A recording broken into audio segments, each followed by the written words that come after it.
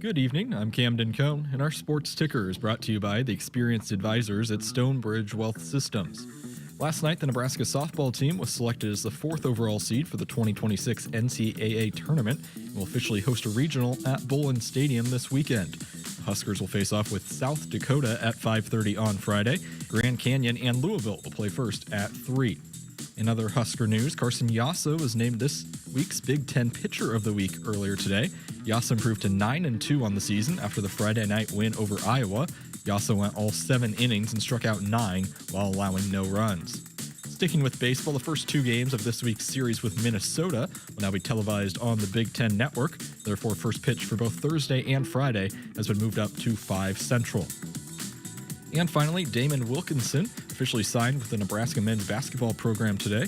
Wilkinson is a 6'10 forward who comes to Lincoln after spending 3 seasons with South Dakota State, where he was an All-Summit League honorable mention last season. Our sports ticker is brought to you by Stonebridge Wealth Systems, navigating you to and through retirement of your dreams. Local advisors, a disciplined process, the retirement compass. Visit stonebridgeiwm.com. Hour 1 of Sports Nightly is up next, right here on the Huskers Radio Network.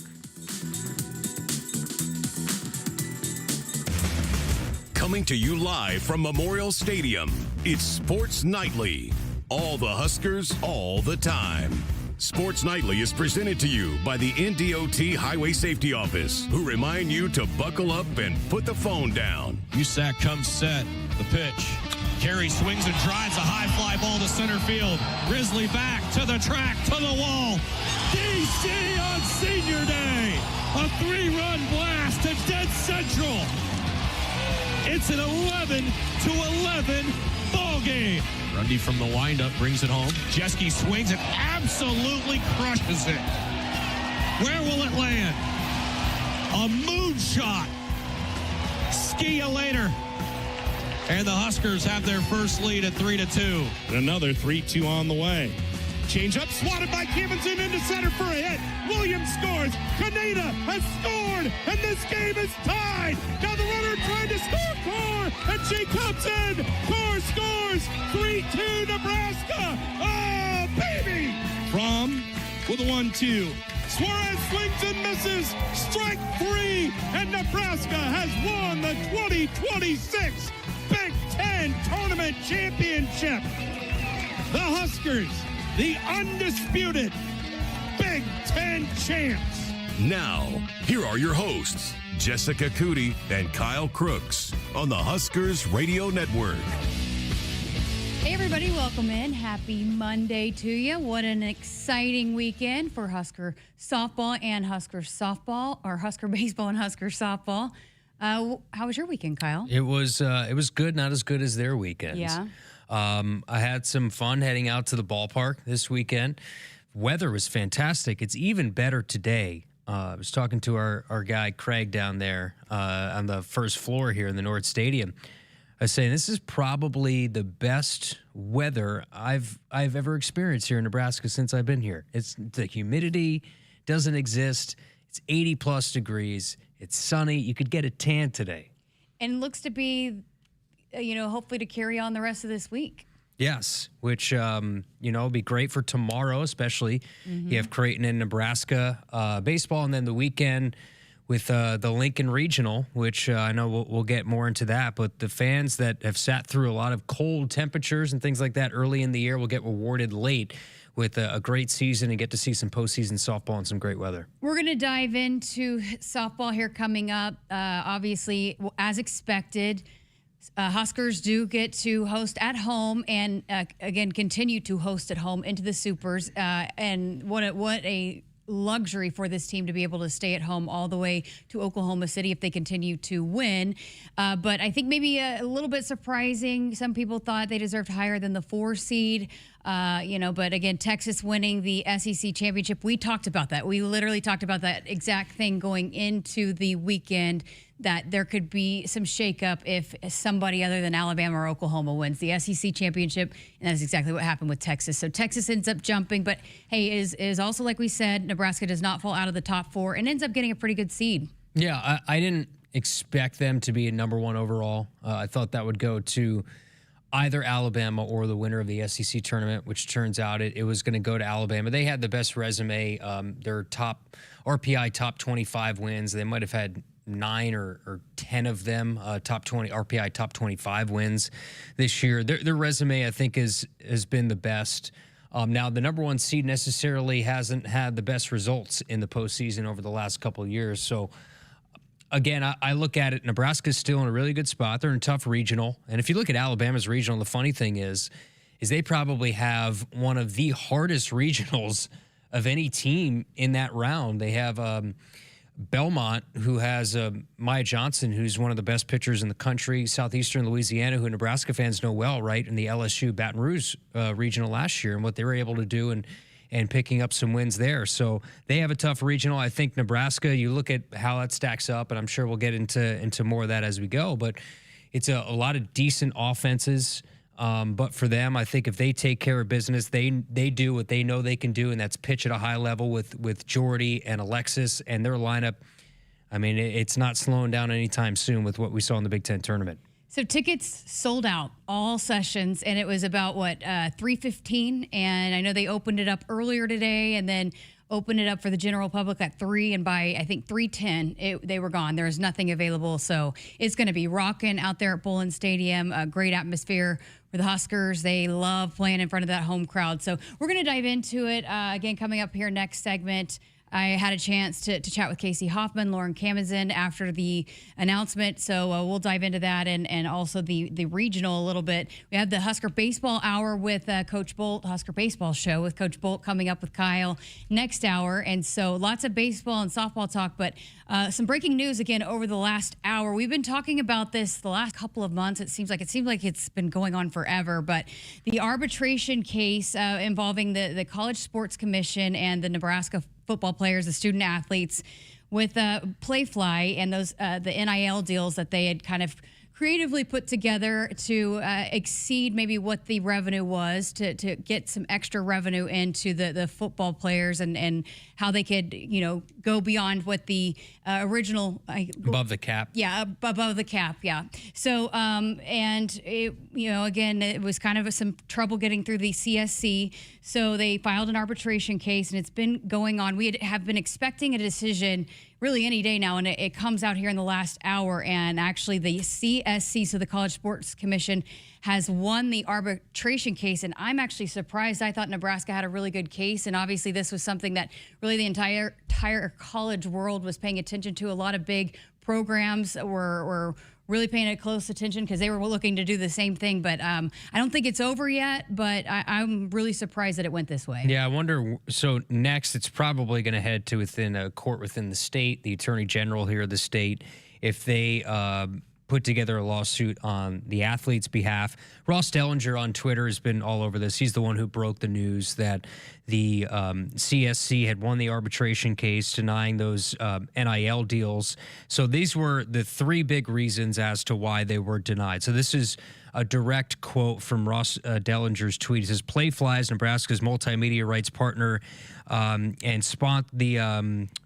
the partner and the sponsor of the deals at issue meets the definition of associated entity under the settlement rules. The deals did not satisfy the valid business purpose rule, as they did not include goods or services offered to the general public for profit. The third point he has is the deals did not include the direct activation of student athletes' NIL rights as required by the rules, and instead amounted to warehousing of those rights. So this is the next step, is now the athletes and the football program, or Playfly, has to revise those deals and then send them back to the CSC to get approval. So I'm sure that is the next step in this, with the possibility of the Nebraska courts now stepping front and center in this, with Nebraska's attorney general potentially filing a suit against the CSC, is now working at potentially revising the deals that did not go through and making sure that the athletes essentially are eventually going to get paid. Yeah, and I think, again, we work for Playfly, but we don't have a lot of information, and even our folks that are involved with it don't have a lot of information yet either. So I think we'll find out more tomorrow on potentially what the steps are, but I don't think it's over. I think they want to continue to maybe try to find a way that the way that they had it kind of configured, we'll continue to be able to move forward and try to find a way that it works that way. So Troy Dannon also did issue a statement that was also tweeted out by Ross Dellinger, and we will have programming note. Yeah. We'll have Troy in here on Wednesday, and he will talk about this. So we will get right from the athletic director his thoughts on this arbitration case and the results of it. But Troy did say today in a statement, "I am proud of our football student athletes and how they represented themselves during the process and the patience they have shown. We continue to operate within the parameters of the House settlement and the CSC process while monitoring changes in the college landscape. We fully support all our student athletes maximizing the value of their name, image, and likeness during their time at the University of Nebraska." So I can imagine in that office, there's a lot of things that they're talking about, meeting about, and what the next steps are for them. And we'll learn more from Troy on Wednesday about what the potential next steps are for specifically these athletes that have these NIL deals with Playfly. Yeah, and I don't think it's over again. I really think we'll have some more information coming up. But, the way that the CSC works, you have to submit the NIL deals, and then they determine if it's, right, if it matches up what you're earning compared to what you're doing for the NIL deal. And so essentially they want to make sure you're providing a service, right, that you're doing equal something to what you're getting paid. And eliminating what we saw with pay for play early on. So essentially getting money with supposed NIL deals and just showing up on campus and getting the money, but not actually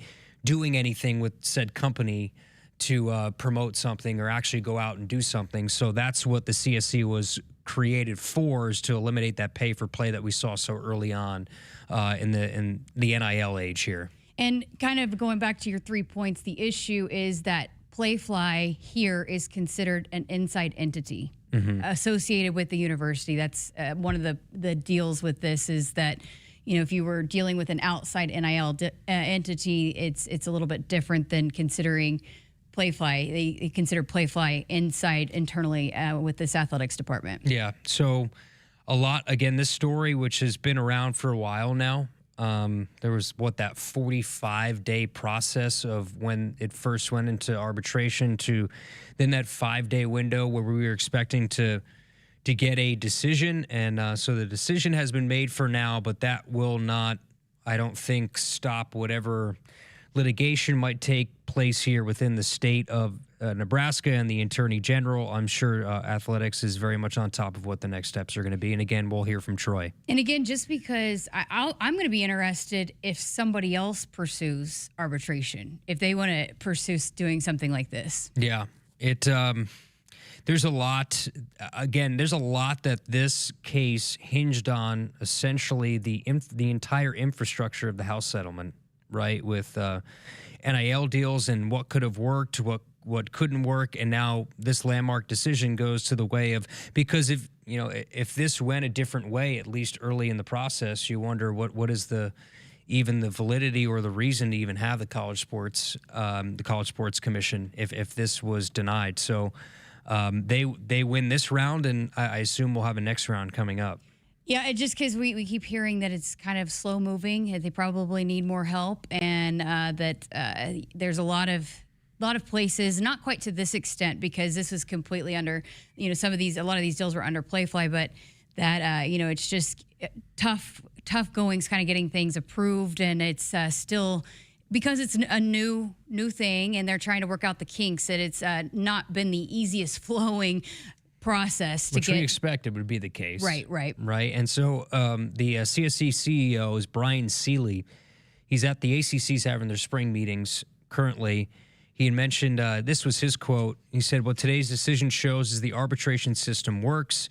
And he said that he has spoken to Nebraska and hopes the players will revise and resubmit the deals. So whatever that means now for Nebraska, the next steps of this will take place, and I'm sure we'll hear that over the next couple days as to Nebraska's. We got Troy's statement, but there will be much more in detail that I would imagine that part of what their plan's going to look like here. Yeah, and it'll be great to get Troy here on the show on Wednesday, that you can really dive into it a little bit more. Maybe he can explain, being that it's an ongoing case, he might not be able to talk, completely put it all out there, but at least maybe explain a little bit more of what's going on. Yeah, and so I think getting that perspective just about this decision, and then we know there's a lot of hours that went into this from athletics side of things to making sure they had all their ducks in a row. I know Troy wanted to wait until the decision came down to be able to talk about it, because anything you say can be put on the record previous to that. So he wanted to wait to sort of talk about this. And again, I don't know how much he will go into, like, really in depth if this is still going into another legal stage, right? How much he can say or wants to say, but we'll get with him and make sure that I'm sure he'll have a plan of attack on how he wants to talk about it on Wednesday. Woodhouse has been a trusted partner in your everyday since 1975. Shop for your next vehicle with the home team at Woodhouse and the official auto dealer of Nebraska Athletics. All right, got to get to a break. Coming up next, we'll dive into the softball regional, recap the Big 12 or Big 10 title, and also hear from a couple of the players following last night's announcement. Keep it here on Sports Nightly. What does it mean to be locally owned and operated? For Cenex, it means everything. It means that we know if you take your coffee to go or if you like to stay a while. It means we've helped Little Leagues get jerseys and local festivals get funding. It means we know what our communities need. So you'll always leave Cenex with a full tank, full of snacks, or full of smiles, or all of the above. And that means the world to us. Cenex, powered locally. For more than 50 years, Woodhouse has been proud to serve our communities. We're more than a dealership. We're your neighbor, your partner, and your trusted name in automotive.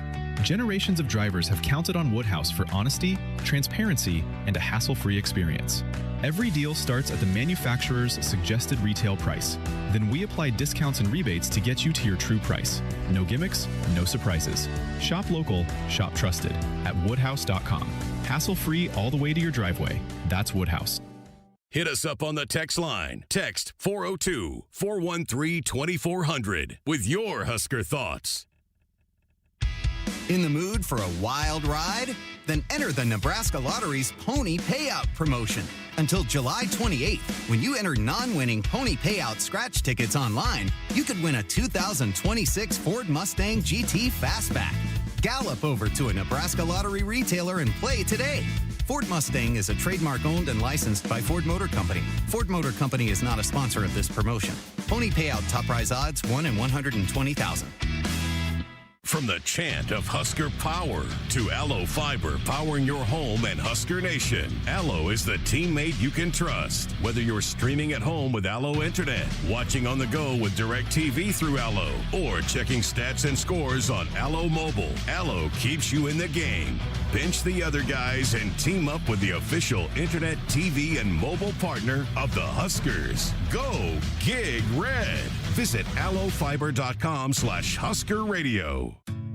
You expect your home to protect everything you love, but you don't expect the ways water is breaking down your crawl space and damaging your home. Musty smells, sagging floors, mold are just a few signs your crawl space is compromised. But there's one way to get answers to all your concerns: a free home inspection from Groundworks. We put water back in its place. Get your free inspection at groundworks.com. License number C142293. I would have never had the chance to see my daughter become a doctor. Because my mom wore her seatbelt that day, I get to hug her when I go home. And then it clicked. Because I wore my seatbelt, I learned that one moment in time can change a person's life forever. Brought to you by NDOT Highway Safety Office. The day we were hit was the second to last day of our high school careers. We were about to graduate as best friends together. And then it clicked. Because we wore our seatbelt that day, we still get to experience life together. Brought to you by NDOT Highway Safety Office. We're here for those who build America. Those who believe that giving everything we've got today will pay off tomorrow. Who will drive America forward for 250 years to come. If that's who you are, you value what we value, and you should pay what we pay.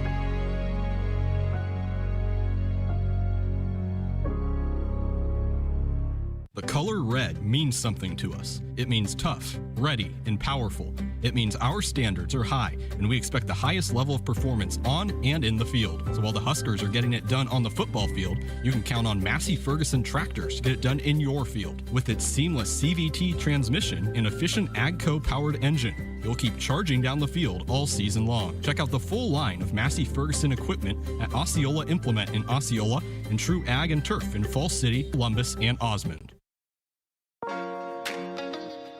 The Huskers Radio Network Broadcast Center is sponsored by Akrs, where it's mower season. Get 0% financing, professional setup, and local support you can't get at the big box store. Only at Akrs, the Midwest premier John Deere dealer. Welcome back to Sports Nightly with Kyle. I'm Jessica. Okay, so the reason why we said that potentially you can still see legal situations happening with this CSC versus Nebraska case is that the Attorney General for Nebraska has a law here in Nebraska that he could come back with. Kyle. Yes, so there's a law in the state of Nebraska that prohibits associations from penalizing athletes for participating in a NIL, and that's what is happening here. So that law could come into play, and that's when we mentioned the Attorney General and the next steps of this process.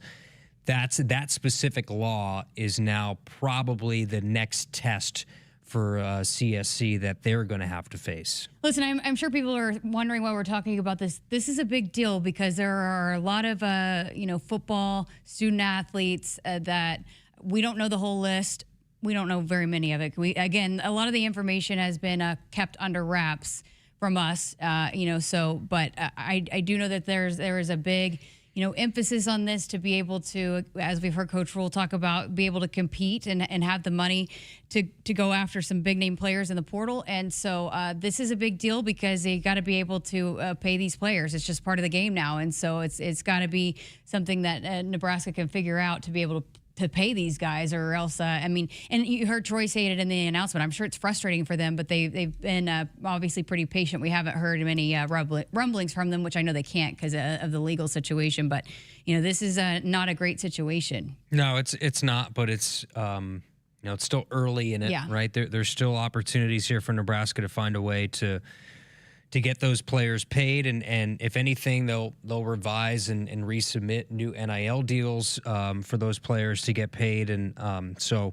it's a long process that will be litigated now and just continues. And if you want to follow more, you can go on Twitter. Ross Dellinger is the one who kind of broke the story, and he has a breakdown of exactly which we read before, the 3 points of why this was denied and what the next steps could potentially be. And we'll keep you posted as we get information as well. Okay, let's switch gears, get to softball. But the last we talked, the Huskers were winning game one, but how about going on and making it a double dip with both the regular season title and the tournament title? Fun, huh? Yeah. That was really fun.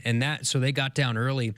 I'd never seen a malicious intent challenge from UCLA? Yeah. From Jordy Fromm on the base paths. Boy, did a game ever flip after that challenge to what happened. And the offense just continued to chip away. And credit to Megan Grant. I mean, she's one of the best hitters we've ever seen in the history of college softball, setting a new single-season home run record. But this team is special. And this is another, like I said, another checked box for the Huskers. But now those boxes get a little bit bigger starting this weekend. I think one of the things, again, we talked about going into it was Alexis Jensen and how she would respond and how big was she in that win. 5-0, a complete game shutout, 7 innings pitched, 12 Ks, just 2 hits, 1 walk, 0 earned runs in the win over Indiana. But, we had talked about how big it would be for her to get the experience in the postseason, and she goes the distance and you could tell how fired up she was to get back out there, and I think that was a really big experience for her going into this week. Yeah, no stage fright for her. I mean, she doesn't step away from that stage. She gets better as she goes. She just had an incredible dreamlike season, and for a team that has a lot of veterans and a lot of seniors on it, it's this freshman that has been so key to all of it. Conference Freshman of the Year, one of the best freshmen in this athletic department if you watch the Night at the Lead Awards. And she's just a great personality, and you feel great for a player like that heading into her first regional opportunity. And luckily enough, it'll be here in Lincoln. All right. So, again, it was a fun night out at Bullen Stadium last night. Husker fans were invited to celebrate with the team, and so they had it on the big screen, and the team was out on the field, and Husker fans were behind them, so it looked like a cool shot, on the selection show. But after the seating was revealed, and then the bracket and who the Huskers were hosting, all of that good stuff, I had a chance to catch up with Casey Hoffman to dive into both the Big 12. Why do I keep saying that? That's all right. They used to be in Big 12 for a long time. Big 10 title, and again, the road ahead. Here with Casey Hoffman, as we know now the road to Oklahoma City for Husker softball. What was it like seeing the name? You guys have done it, but right here with the Husker Nation, how was it seeing the name pop up on the screen? It's awesome. These fans have played such a key role in just not our success, but they've been a part of it with us, so it's really cool to celebrate that with them. And just even the crowd that showed out tonight on a Sunday, it's just incredible. And knowing that you get to start at home and potentially, if you advance, get to keep staying at home, what does that mean to you guys? It's so special. It's cool to bring a regional to Bowlin Stadium, but also bring a super regional. That tracks so much just love for the game, and you just see the sport of softball growing in the state of Nebraska. So it just gives an opportunity for people close to home to come out and watch, and it's going to be a really special weekend. Yeah, for the Nebraska kids like yourself that came back, for you guys to kind of achieve this and be able to provide this for this state, how special is that for you guys? It's just, it's hard to put into words, but it's really cool to just see this program grow throughout the years and how much Husker softball has grown as a whole. It's just incredible to see, and it's incredible to see it as a homegrown Husker.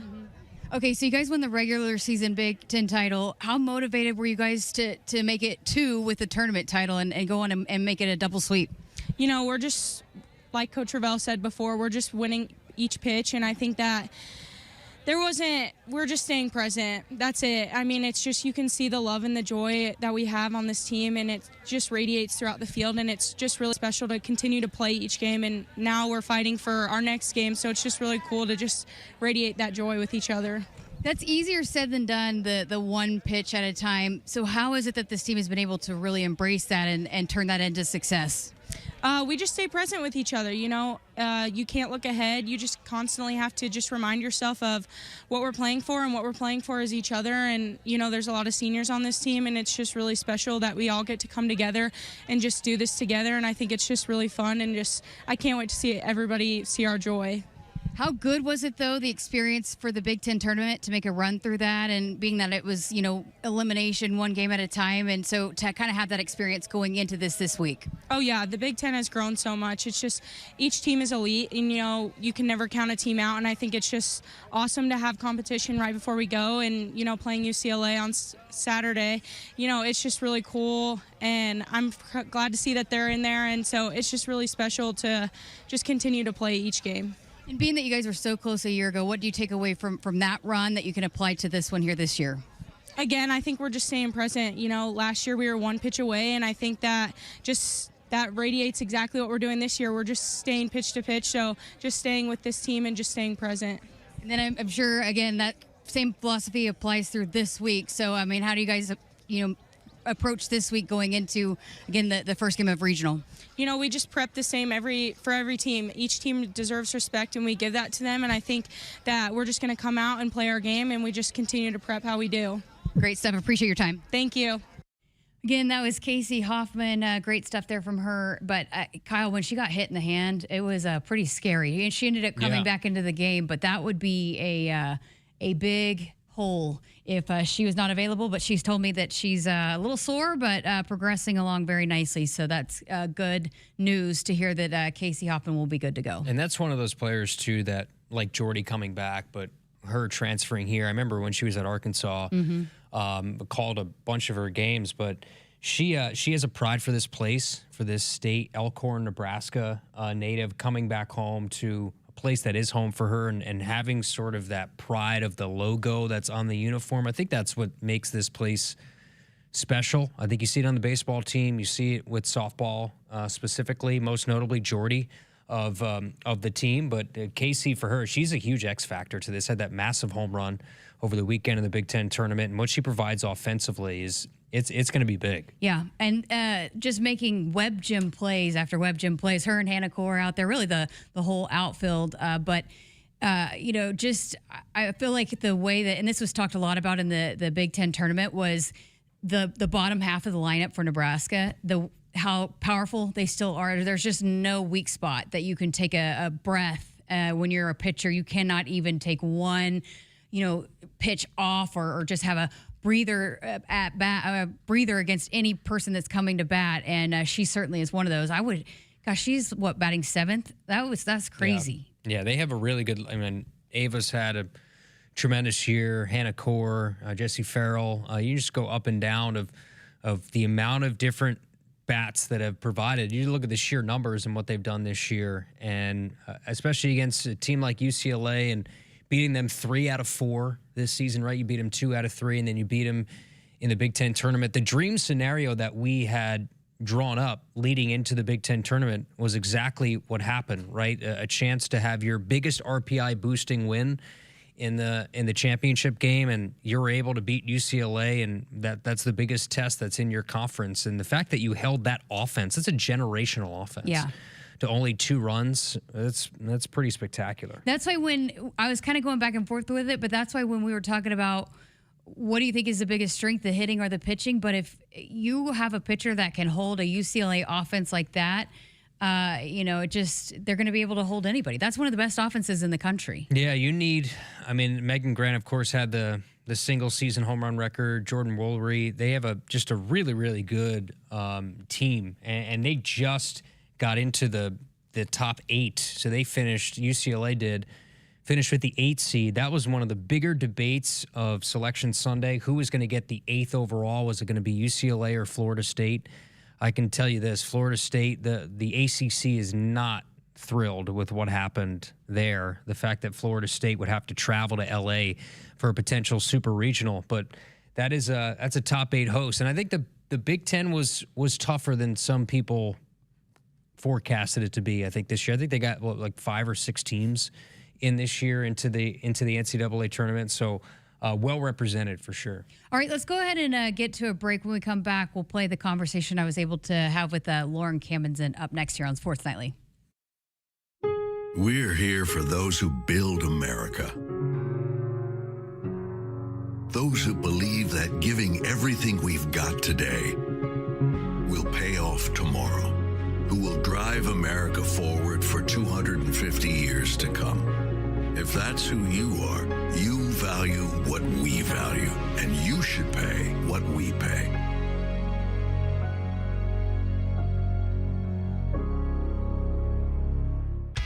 In the mood for a wild ride? Then enter the Nebraska Lottery's Pony Payout promotion. Until July 28th, when you enter non-winning Pony Payout scratch tickets online, you could win a 2026 Ford Mustang GT Fastback. Gallop over to a Nebraska Lottery retailer and play today. Ford Mustang is a trademark owned and licensed by Ford Motor Company. Ford Motor Company is not a sponsor of this promotion. Pony Payout top prize odds 1 in 120,000. Hit us up on the text line. Text 402-413-2400 with your Husker thoughts.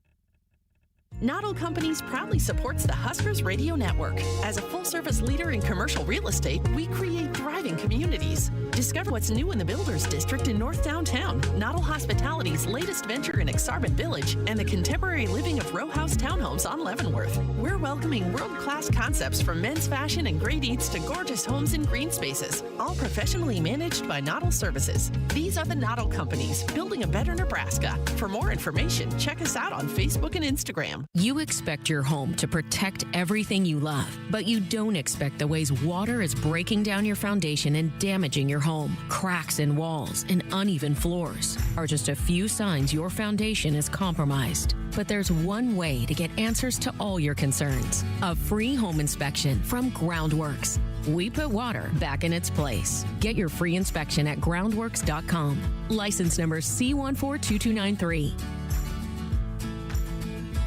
I got to see my brother get married. I would have missed my dad's birthday. Because I wore my seatbelt, I had the privilege of being part of his special day. I got to go home and see my family again. Does it click yet? Brought to you by NDOT Highway Safety Office. I would have never had the chance to see my daughter become a doctor. I was able to go to my brother's graduation. I wouldn't have adopted my first pet. And then it clicked. My seatbelt saved my life. Does it click yet? Brought to you by NDOT Highway Safety Office. What does it mean to be locally owned and operated? For Cenex, it means everything. It means that we know if you take your coffee to go or if you like to stay a while. It means we've helped Little Leagues get jerseys and local festivals get funding. It means we know what our communities need. So you'll always leave Cenex with a full tank, full of snacks, or full of smiles. Or all of the above. And that means the world to us. Cenex, powered locally. It's not a job. I don't start my day by logging in or end my shift by punching out. I don't have a corner office, but I do have a seat with a view. I get to see every sunrise and every sunset. And while I may technically be my own boss, I fully accept that I am not in charge. I'm a Nebraska corn farmer, and there's nothing else I would rather be. Brought to you by the Nebraska Corn Board. For more than 50 years, Woodhouse has been proud to serve our communities. We're more than a dealership. We're your neighbor, your partner, and your trusted name in automotive. Generations of drivers have counted on Woodhouse for honesty, transparency, and a hassle-free experience. Every deal starts at the manufacturer's suggested retail price. Then we apply discounts and rebates to get you to your true price. No gimmicks, no surprises. Shop local, shop trusted at woodhouse.com. Hassle-free all the way to your driveway. That's Woodhouse. The Huskers Radio Network Broadcast Center is sponsored by Akrs, where it's mower season. Get 0% financing, professional setup, and local support you can't get at the big box store. Only at Akrs, the Midwest premier John Deere dealer. Welcome back to Sports Nightly with Kyle Crooks. I'm Jessica Coody.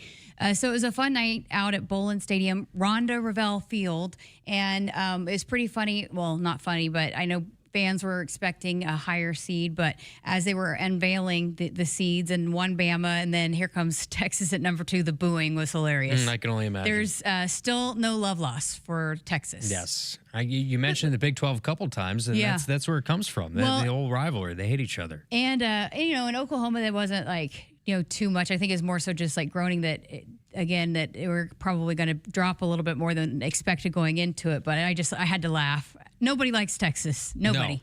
No. And is there anybody in college athletics that is hated more than Texas? I could probably rattle the brain and come up with Miami. Miami. I think that's more of a regional Southeast thing. You think Alabama? But I don't know. LSU maybe, just because of the flashiness. I mean, think how many teams Texas A&M's fight song is about Texas, and Oklahoma, Michigan of late, right? Since even the Jim Harbaugh stuff, and then the recent Oklahoma recent stuff hates happened. Texas. Oklahoma State hates Texas. Baylor hates basically Texas. Everybody in the old Big 12. Mm-hmm. And then so I don't know. Everybody. That's a good homework assignment. Yeah. I'll read through the Power 4 colleges and I'll say hated, hated, and I'll run through. Do you hate Texas? Yeah. I mean, I don't really have any. I mean, you come from Oklahoma, so there's a distinct hatred there, but I don't know if I have any real direct hatred. Austin's a nice city. When the Oklahoma-Nebraska series were happening back-to-back years when I first moved here, that's what everybody was saying on both sides, is that we hate Texas. There's a respect between OU and Nebraska. There is. It's a respectful rivalry, and the two both hate Texas. And that series will be coming back soon, too. Nebraska, Yes. Oklahoma, and football, home and home, coming up soon. So, well, we got some Colorados, but I'm not sure everybody hates Colorado the way Nebraska does. No, yeah, that's you're putting on your scarlet and cream glasses there. I don't know. I mean, Deion's a very voice of late. A lot more people hate Colorado just because of Deion specifically and Shador and all that, but I wouldn't put them up there. Okay, so said we were going to play the conversation with Lauren Camson. Let's get to that right now. Here with Lauren Camenzind following the announcement of the postseason for the Huskers. Well, what was it like, again, just knowing you guys have put in the work, but it actually became official today that you're going to get to play regional right here on this field? Super exciting. I mean, this has been a goal of ours for the past 2 years. So just to finally get it and know that, we've really worked hard for this, and just to see our name called and know that we're going to be here in front of our home fans, we couldn't ask for it to be any better. So you got to celebrate this watch party with the fans. You came out on the field with the trophies too. How special was that to even get to be celebrated like that today? Yeah, super special. I mean, we had fans in Maryland, but it's still nothing like having your home crowd here. So for them to all be here with us, it really means a lot to us to have them here. What was the motivation going into the Big Ten tournament after you guys clinched the regular season? How fired up were you guys to go make it a double dip for the Big Ten tournament title? Yeah, I think the double dip was the biggest thing. Like, we already won the first one, and we knew that once you win the first one, everyone's going to come for you. So just making sure that, like, we were taking a one game at a time and not jumping ahead and just staying Nebraska softball. How prepared or how good was it to face a team like UCLA going into this? I mean, they're obviously, a top-seeded team too, but, just the caliber of team like that and the competition that you guys face going into that, how good of preparation was that? I think it's huge for us, especially Taylor Tinsley. She's a pitcher who's thrown a lot of innings and has really good stuff. So for us to be able to see that before we go into postseason is really just going to have us even more prepared. And then just, again, coming off last year, you guys have talked a lot about how disappointed you were knowing you were one pitch away. What do you take away from that experience, being that you were on that team, and apply it to this year? Yeah, I just think it's knowing how we felt last year and using the lessons that we had to learn last year and using it to fuel us this year and knowing that we could be in that exact same spot this year and just moving forward from that. Okay, so what does it do for you guys knowing that you're going to get to play here, potentially the whole way? How does that help you? You played away the whole time last year, but being that you're going to get to be here potentially the whole time. I think we talked a lot about it last year, like having your home crowd there. Really, there's nothing like it when another team has to come into this environment and feel Nebraska, and we're just really excited to have them all behind us. You've talked about being in the present. I know that's a big message for this team. But so you've been in the present. You did what you had to do to get to do this. So now that you're in the present, how does it feel to know that you accomplished what you set out to do? Super proud. I mean, I think last year being in the present was our goal too, and sometimes we got away from that. But this year, it's really been what we've nailed down and really stuck our finger on. And so I'm just really proud of everybody for continuing it on the whole year so far. Okay, so going into a regional where you don't necessarily know everything about every team, how do you guys go about preparing for this kind of regional tournament? I think first is just starting with South Dakota and going from there. I mean, anything can happen. So making sure that we're focused on the first game and then moving on to the next team after that. Great stuff, and best of luck this week. Thank you.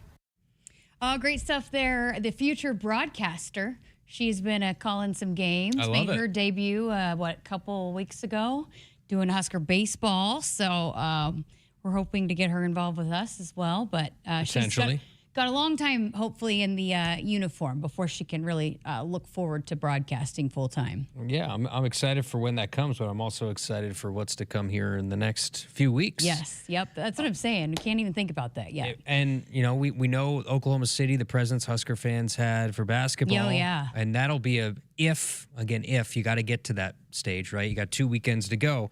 But if you get to that point, that discussion will grow because we know Oklahoma takes over that place. We know that. It's like it will be a battle for the tickets. Like if Nebraska, I think it's set up too where it could be a semi or a champ series, Oklahoma, Nebraska, too, the way the bracket's situated. Doesn't it flip at some point? I think it does. If you lose, depends on if you lose the first day or if you win the first day. If you win, I think or if you lose, you might stay on that side of the bracket. If you win, you might flip. Yeah. So I don't. Initially, though, they're not matched up. Mm-hmm. I think it does flip. Yeah. But kind of confusing. Just think of, man, Husker fans, the amount that would go there, and then of course OU. I mean, that's usually like 98. When I was there calling games there, it was 98% Oklahoma fans, and you're talking 13,000. Nebraska is the one team that could challenge Oklahoma fans. Think of the tickets and like the fight over the tickets. I'm telling you, like, it is always dominated. I was there. I covered several national championship teams for Oklahoma, and there was never a team, not even Oklahoma State, could challenge Oklahoma in terms of fan support. Nebraska, it's just dawning on me, Nebraska is the one team in the country that could challenge Oklahoma. I just think of the theater of a potential champ series with Jordy Fromm and Oklahoma, just how the net ESPN would eat that up, how nationally, I mean, you're talking Good Morning America talking about that. I mean, that would be just a massive sporting event. Forget about softball. That would transcend a lot of different things. Yeah. Like that would be epic in every sense of the word. Got a question. Bryce, Nebraska, if you're asking about Nebraska, Nebraska is the 4 seed. Got that on the text line.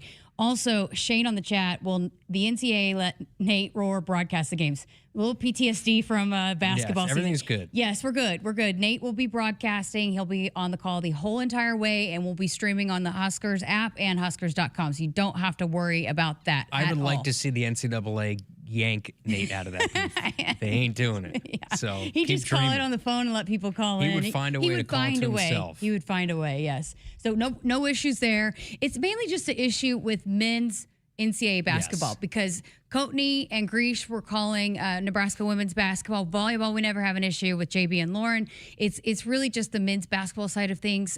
They just have so much money tied up in it. And it's really the only sport that the NCAA makes money on now. And so they have they just are anal about all of the rights to it. Yeah, and I don't know, college football playoff, of course, that's not an NCAA run event. That's its own entity. So I'm wondering how they do it. I know ESPN Radio is the main carrier of the college football playoff, but I don't think the restrictions are even there for the college football playoff like they are for the men's tournament. No, they're not. They're not. Because it's not Westwood One, I know that. So yeah. It's different. ESPN doesn't really do it the same way. So, yes, Nate will definitely be on the call. We'll also have him, here on, hopefully, I haven't even asked him yet. So, hopefully I'm not blindsiding him. But we're hoping to have him on Wednesday, so to preview everything. But we got a suggestion for the most hated team. How about Notre Dame? Gee, that's a good one. I think Michigan. I think Camden said Michigan. I think that's up there. I think Notre Dame's probably the most loved, though. If you grew up in the New York area like me, where you don't have a team outside of Rutgers, it was very much Notre Dame. I would say there's a lot of Notre Dame fans, like there's Dodger fans, like there's Laker fans, like there's Yankee fans, because it's such a flagship school and such a noticeable brand that I think there's more fans of that growing up because they're on NBC every Saturday at 3:30 as opposed to haters of Notre Dame football. It's probably like split. You either love them or hate them. Yeah, I mean, I grew up watching Notre Dame. As somebody who didn't have a clear-cut college team, I would watch Notre Dame every Saturday at 3:30 on NBC. So I didn't hate them. So you're a Notre Dame lover? No, I'm a Nebraska Cornhusker through and through. That's all I know, and that's all I'll ever know. All right, got to get to a break. We're back to wrap up our number one next. For more than 50 years, Woodhouse has been proud to serve our communities. We're more than a dealership. We're your neighbor, your partner, and your trusted name in automotive. Generations of drivers have counted on Woodhouse for honesty, transparency, and a hassle-free experience. Every deal starts at the manufacturer's suggested retail price. Then we apply discounts and rebates to get you to your true price. No gimmicks, no surprises. Shop local, shop trusted at woodhouse.com. Hassle-free all the way to your driveway. That's Woodhouse. Applied Connective Technologies may be an award-winning IT company, but since day one, our passion, commitment, and top priority have always been about people. Hey Lincoln, I'm Ed Knott, President of Applied Connective, helping Nebraska businesses and organizations to operate at their peak potential. We're proud to offer world-class support in the areas of managed IT and cybersecurity, phones, surveillance, door access control, cabling, audio, video, and more. To hear what customers say about working with us or for a free technology consultation, head to appliedconnective.com today. Hit us up on the text line. Text 402-413-2400 with your Husker thoughts. What does it mean to be locally owned and operated? For Cenex, it means everything.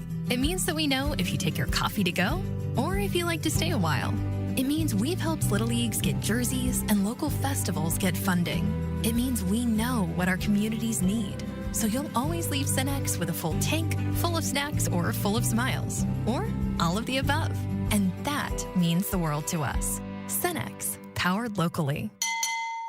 And now, introducing the starting lineup of your Nebraska Huskers. Starring Allo Fiber. At number 1, Allo Internet. At number 2, no satellite dish required. DirecTV through Allo. And at number 3, Allo Mobile. Allo Fiber, the official internet, TV, and mobile partner of Husker Nation. Level up your game and go to allofiber.com/Husker Radio.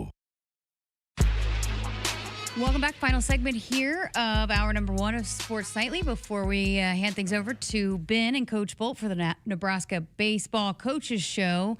All right, Kyle, I guess for the last few minutes, there's been a little bit of guess, controversy with baseball teams canceling games here at the end of the season with the RPI. And the NCAA even issued a statement about it, that they're paying attention to that. Thoughts on that? Yeah, so for those not following this, there's teams that are canceling games because you're playing teams their RPIs are so low, and not low in a good way.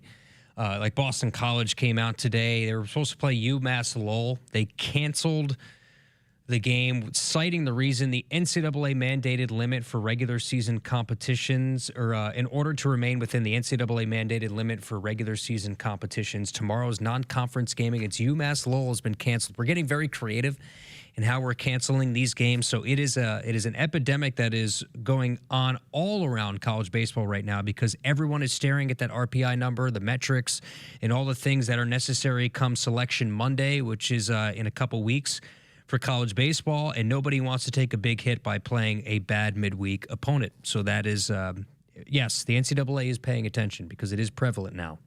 We'll see what they do to punish teams moving forward.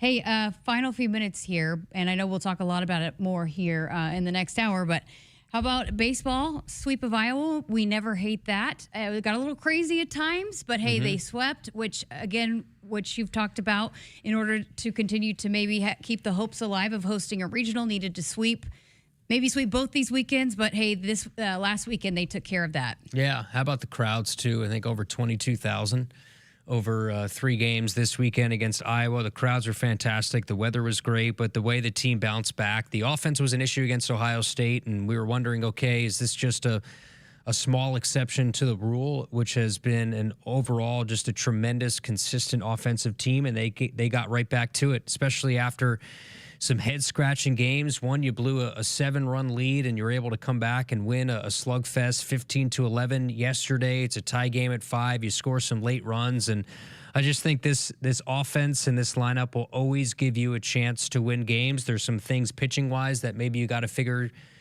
out when it comes to the bullpen, especially Cooper Katsky, who just seems to be going through it right now, is that luxury piece in the bullpen. Didn't have it over the weekend. I think there's a good chance that he could start tomorrow against Creighton. I'm not sure if that has come out yet or not as to who the starter is going to be tomorrow. You got to win tomorrow. You probably got to win all 4 games left. Right now, the RPI after the sweep, by the way, you're 15-0 in conference home games this year, which is incredible. Shows you, I don't care, no matter what happens, if you get a home regional, it's going to put you in a pretty good spot to win games. But the way they performed at home this year, 23-1, all different heroes step up every day. Trey Fikes, who is somebody who was a third-string catcher to start the year, and he has now been somebody who you cannot take out of the lineup the way he's swinging the bat. So all things looking good heading into this week, where hopefully he can go 4-0 heading into the Big Ten tournament.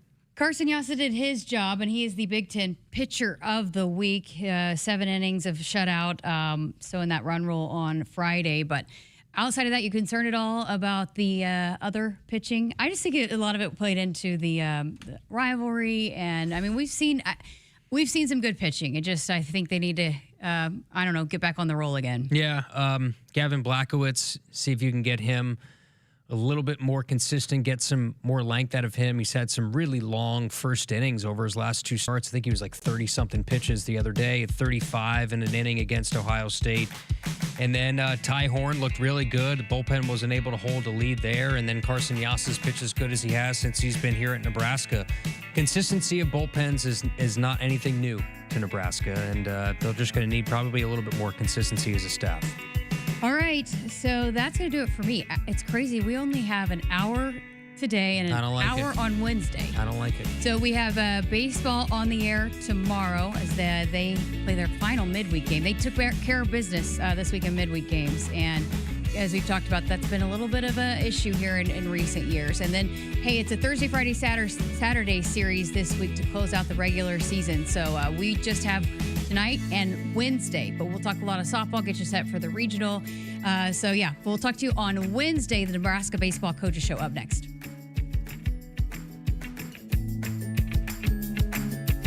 Hit us up on the text line. Text 402-413-2400 with your Husker thoughts.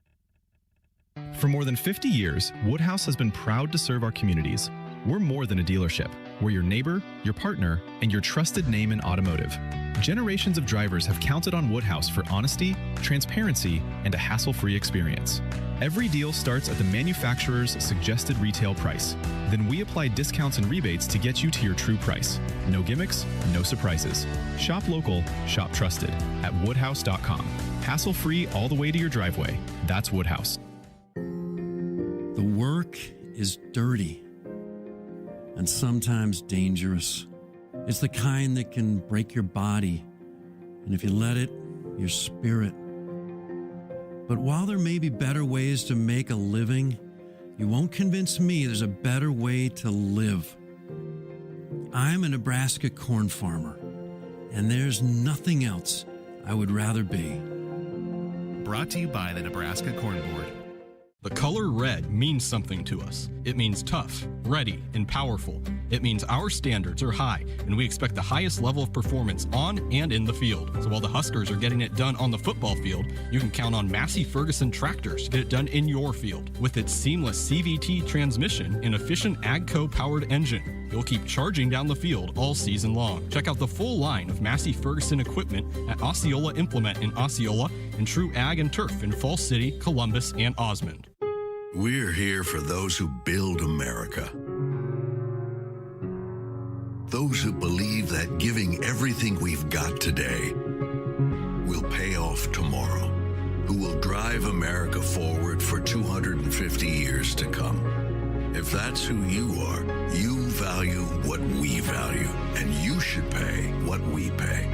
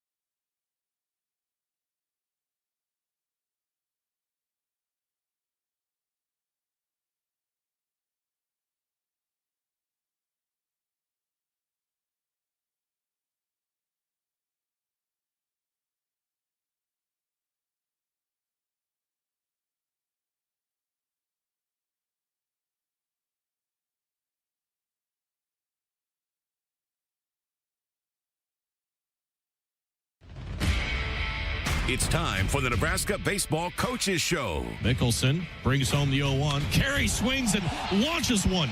Deep left field. To the track, to the wall. Good night, Iowa. The 1-0 pitch. This one's turned on to deep left field. Going back, way back. A grand slam. Oh, Will Jeske. Brought to you by your Midwest Ford dealers. USAC comes set. The pitch. Carey swings and drives a high fly ball to center field. Risley back to the track, to the wall.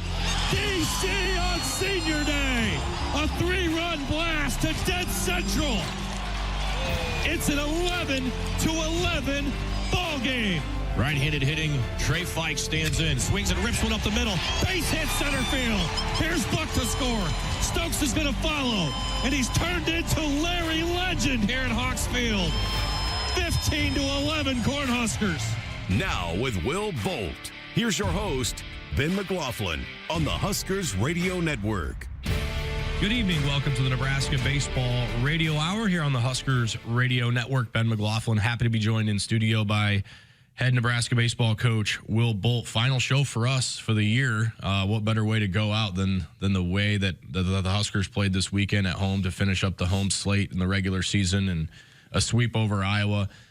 A lot to unpack in the weekend, but what's kind of your lingering thoughts after everything that's happened the last 96 hours or so? Yeah, there was some back and forth in that game, a lot of emotion spent, and just a lot of big moments where we made a decision that we were not going to be denied, and that's been the case.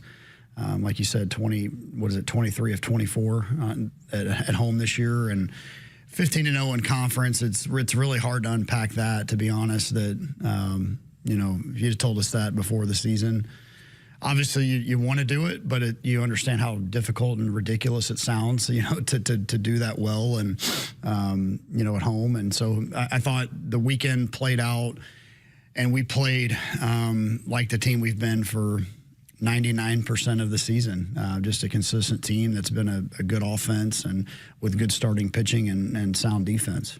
I had texted Nick before last week's games. I just said, hey, I don't know how the season's going to end, but this has been a really fun year. I mean, just a year that I think all of us have thoroughly enjoyed, and not obviously the wins certainly help, but it's just such a fun group to be around. I mean, the chemistry with the players is awesome. Obviously, the coaches are cohesive. It's just been a really fun group to be around. And I was around you guys a little bit, I think, on Wednesday before the series, and I think everybody was wondering out there, and the public was wondering how the Huskers were going to respond after their first tough weekend. And I think I was in the office 15 minutes. I go, there's nothing to be worried about. I mean, I saw a handful of the guys, and the first thing to a man they all said is, we're done with school. I mean, this is the parts of the year that they thrive and they come alive. And just walk us through before a pitch was even thrown against Iowa, how the boys just seemed to not be fazed about really their first adversity in a long time.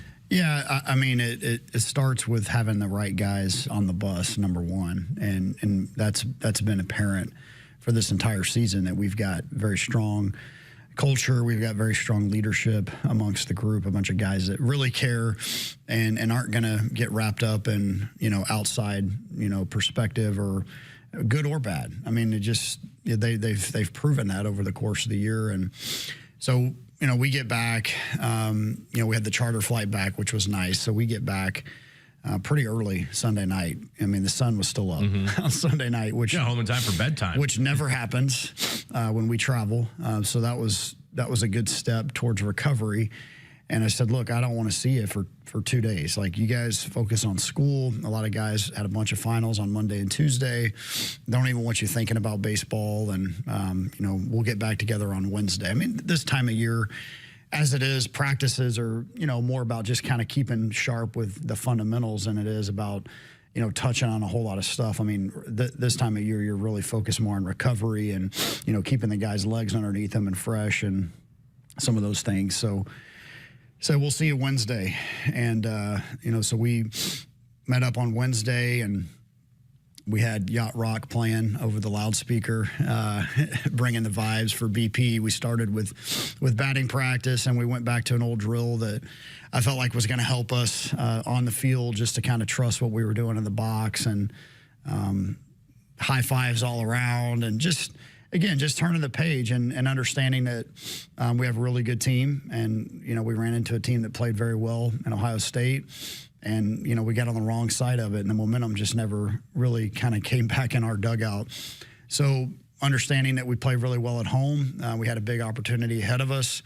Wednesday was awesome just in terms of the vibes of the guys. They were excited to be back. They were fired up to be back on the field, and most of them at that point had kind of been done with school.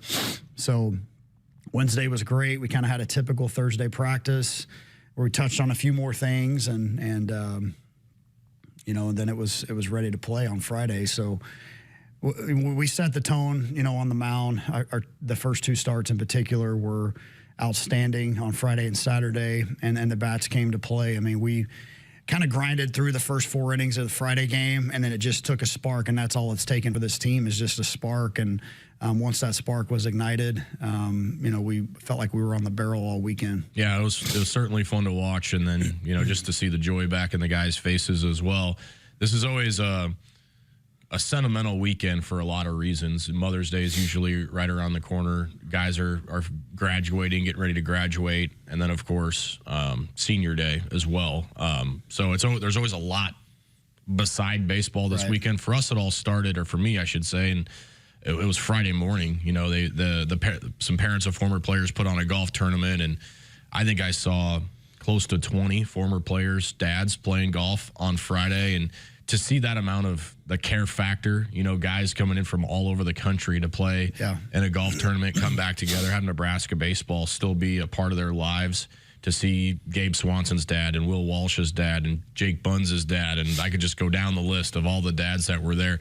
It was really cool, to come together to still support Greg and support, the team, I think was really cool. And to me, I had a special feeling leaving the golf out and going to the ballpark that this is going to be a pretty special weekend. And for you, it has to be pretty cool that, you've got parents that are willing to, with the Sartoris, the Angloms, the Shannamans, kind of bringing this thing together, and still means a lot to them. Yeah, and it's why we call family here, with the program. It's not just about wins and losses. I mean, the guys certainly want to go out there and play as hard as they can and win every game we can. But, there's also bigger things than baseball sometimes too. And the family piece of it is a big one for us. And, these families travel all across the country to watch us play, to watch their sons play. They invest a ton of time, effort, energy, passion, just to, be around the guys in the program. And, so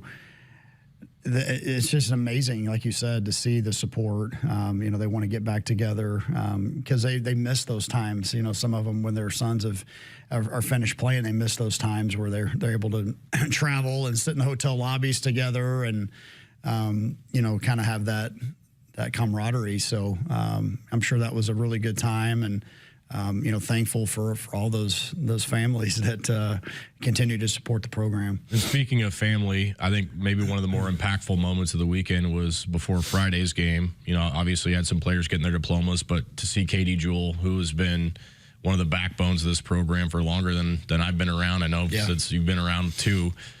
She's been battling, her fight for 8 years now, and to have that moment with the guys, and I know you guys wanted to do something special for her. It was a pretty heartwarming moment to start the series. It was, and she's been battling through it. 8 years, like you said, with stage 4 cancer. I mean, she's been battling, especially the last year has been tough, and she's not able to be around as much, and but she's still fighting like heck, and she's got a lot of love in her heart for Nebraska baseball and those boys. She doesn't have kids of her own, but she always says it. I mean, over 20 years of being in this job, she feels like she's got hundreds of kids, and so myself included. So it was a cool moment. She's out there handing out the diplomas and has no idea that she's going to get a jersey presented to her, and so to be able to get out there with her and share that moment was pretty special. I know it meant a lot to the guys and to her as well. And I say this every year, but it's worth repeating every time. These guys have to go through so much more than a lot of the other programs here on campus because they're traveling a lot more.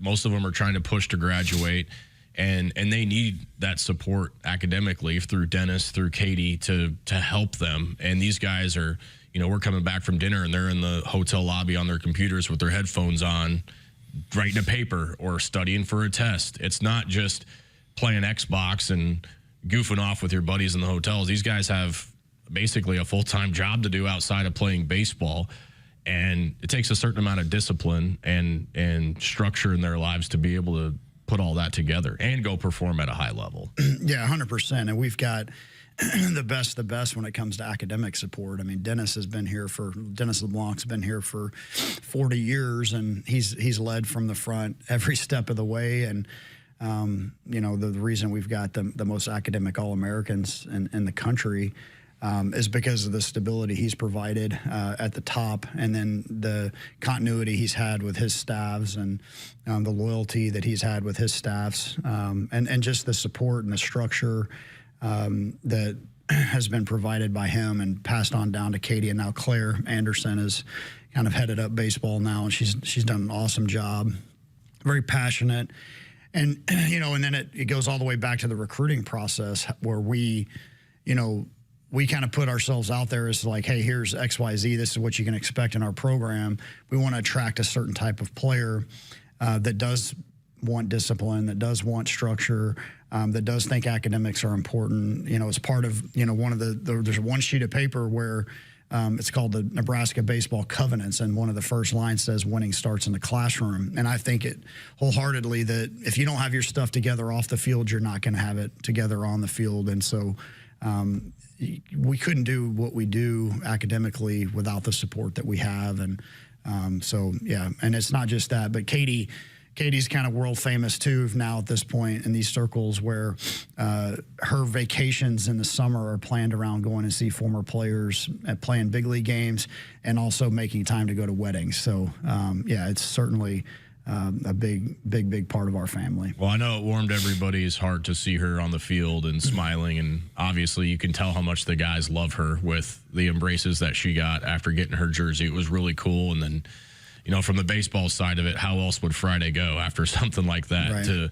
To just put together an effort like you did, putting the ball in the hand of Carson, who was just filthy on Friday. And I mean, we talk all the time about setting the tone, and people probably get sick of hearing me saying that, but that's exactly what he did. Came out and set the tone, and then, the offense was, you mentioned, took a little while to get going, but even the outs early were hard barrel outs, and so you kind of felt like it was going to be a good night for the Huskers. Yeah, and we got to the pen, I think, in the fourth or fifth inning, so it was good to kind of get in their bullpen, but they wanted to get the ball to, Olivo, because he's got a great arm, and he's been kind of their X factor bullpen guy. So when we were able to score and get some distance there with him on the mound, we felt like that was a really good sign that our offense was kind of back clicking again. And again, the things that I'm looking at is, are we wearing pitches? Number one, and you might say, well, how's that part of, an offense? Well, it's not just about trying. It's not trying to get hit by pitches.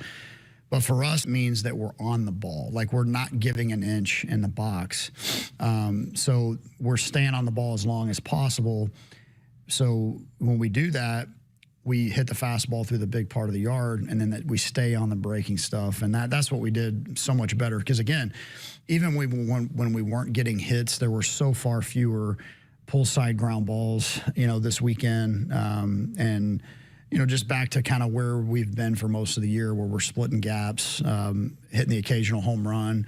The slug was back this weekend. I hadn't looked at the numbers, but it feels like we probably hit another 6 or 7 home runs this weekend, which our best weekends, that's what we've done. Just wearing pitches and staying on the ball. When you stay on the ball, you end up driving the ball more as well. And I think, the one thing that you were hoping to avoid was the feeling in the dugout of, oh, here we go again. If you got a couple zeros on the board early, granted, you have a locker room full of guys that probably weren't going to let that happen, but it had to have been peace of mind for them, to see, okay, like, we're still us. We're still the same team that's won all these games, and we're leaving Ohio, and we're right back on it here today. Had to make everybody the weight off their shoulders a little bit to start to see the dominoes to start falling. Yeah, and like you said, there was never really that worry, that – you don't go 40 plus games in a season and hit, in the 315 range and average about 8 runs a game and panic because you have a couple of bad, days. So we weren't worried about that. Again, the prep leading up to Friday put that at the forefront of saying, you know what, we're staying process driven here. It's not just something that we're going to talk about. It's one thing to say we're going to be process driven when you're doing well, but when you don't do well, it's like you don't change. You don't do anything different. There's no wholesale changes. There's no, oh my gosh, hit the panic button. It's like, hey, let's recognize what we need to do better. Let's get to work on executing a game plan to improve.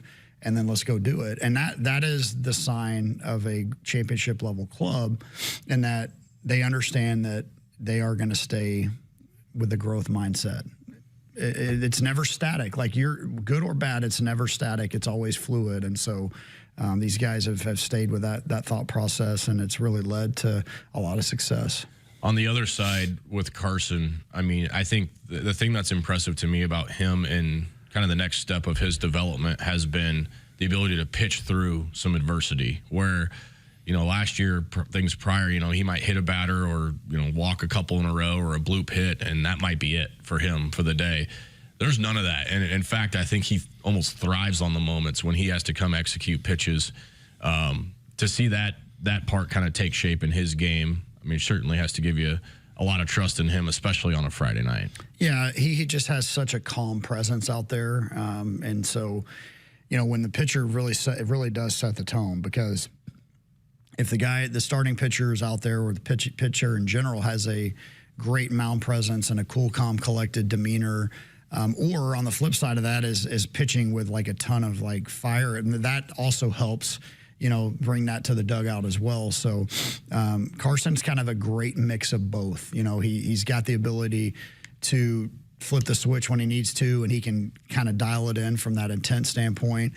But for the most part, he's just kind of out there unflappable and just looks exactly the same and knows exactly what he wants to do to go execute a game plan. And he did that at a very high level on Friday night and set the tone just like you want an ace to do. Yeah, I mean, winning a 10-run game on Friday is always a great feeling, and certainly sets the rest of the weekend up for success. And then just thinking about all the big hits that you guys were able to get on Friday, I think made everybody, and the cherry on top is the weather. I mean, my goodness, it's amazing what the weather can do for a mood. So many games we're seeing the guys in hoodies and batting practice and hand warmers in their pockets. It's just miserable. And, with the combination of school being out, the weather being nice, the last home weekend, I mean, there was just a lot of good mojo, and playing the way you did Friday night had to have been a good tone setter for the rest of the weekend. Yeah, the weather and the other part of it, now the wind did play a factor on Saturday a little bit more, but in our ballpark, when the field is kind of neutral, it does give you kind of that sense of like, okay, I can put a good move on the ball and I'm going to get rewarded. A lot of times, especially when it's cold out, like you can crush balls and, one side of the field is completely taken away because the wind is blowing across. And that's just kind of part of, being at Haymarket Park. But when the wind is not a major factor and the weather's warm, the ball will fly a little bit. So kind of saw some baseballs flying out of the yard on both sides of it. And the park just played more neutral. The warm weather and just kind of the lack of crosswind was really the difference maker for, I guess, when you're in the box and you feel that, it's a little freeing. We're off and rolling with Coach Bolt on our Nebraska Baseball Radio Hour. Contact 811 2 days before you dig to protect your underground utilities and yourself. It's free. It's easy. It's the law. We'll take our first break with Coach. We got more coming up after this break. We're here for those who build America. Those who believe that giving everything we've got today will pay off tomorrow. Who will drive America forward for 250 years to come. If that's who you are, you value what we value, and you should pay what we pay.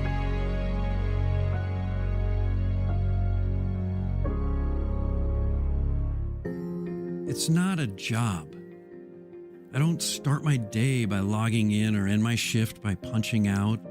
I don't have a corner office, but I do have a seat with a view. I get to see every sunrise and every sunset. And while I may technically be my own boss, I fully accept that I am not in charge. I'm a Nebraska corn farmer, and there's nothing else I would rather be. Brought to you by the Nebraska Corn Board. You're not at your house. You're at a lavish seaside estate. You're not walking the dog. You're hunting for clues in an Agatha Christie mystery.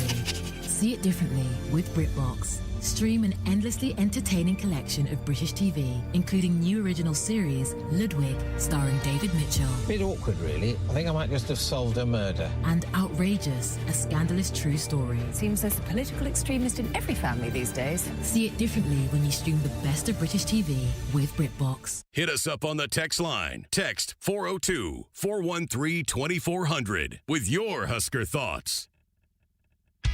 In the mood for a wild ride? Then enter the Nebraska Lottery's Pony Payout promotion. Until July 28th, when you enter non-winning Pony Payout scratch tickets online, you could win a 2026 Ford Mustang GT Fastback. Gallop over to a Nebraska Lottery retailer and play today. Ford Mustang is a trademark owned and licensed by Ford Motor Company. Ford Motor Company is not a sponsor of this promotion. Pony Payout top prize odds 1 in 120,000. You expect your home to protect everything you love, but you don't expect the ways water is breaking down your basement and damaging your home. Mold, cracks, and of course visible water are just a few signs your basement is compromised. But there's one way to get answers to all your concerns. A free home inspection from Groundworks. We put water back in its place. Get your free inspection at groundworks.com. License number C142293. From the chant of Husker Power to Allo Fiber powering your home and Husker Nation, Allo is the teammate you can trust. Whether you're streaming at home with Allo Internet, watching on the go with DirecTV through Allo, or checking stats and scores on Allo Mobile, Allo keeps you in the game. With Allo plus DirecTV plus Allo Mobile, you get the ultimate teamwork. Internet you can count on, TV you can stream anytime, anywhere, and nationwide coverage you can depend on. Bench the other guys and team up with the official Internet, TV, and mobile partner of the Huskers. I would have never had the chance to see my daughter become a doctor. Because my mom wore her seatbelt that day, I get to hug her when I go home. And then it clicked. Because I wore my seatbelt, I learned that one moment in time can change a person's life forever. Brought to you by NDOT Highway Safety Office. The day we were hit was the second to last day of our high school careers. We were about to graduate as best friends together. And then it clicked. Because we wore our seatbelt that day, we still get to experience life together. Brought to you by NDOT Highway Safety Office. We're here for those who build America. Those who believe that giving everything we've got today will pay off tomorrow. Who will drive America forward for 250 years to come. If that's who you are, you value what we value, and you should pay what we pay.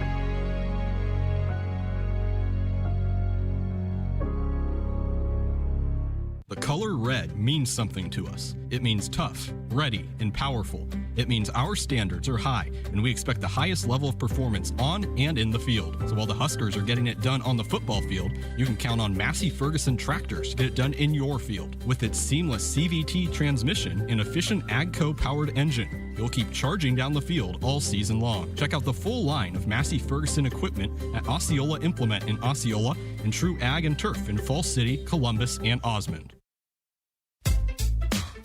For a wild ride, enter the Nebraska Lottery's Pony Payout promotion until July 28th. Enter non-winning $5 Pony Payout scratch tickets online for a chance to win a new red sports car. Pony Payout top prize odds 1 in 120,000.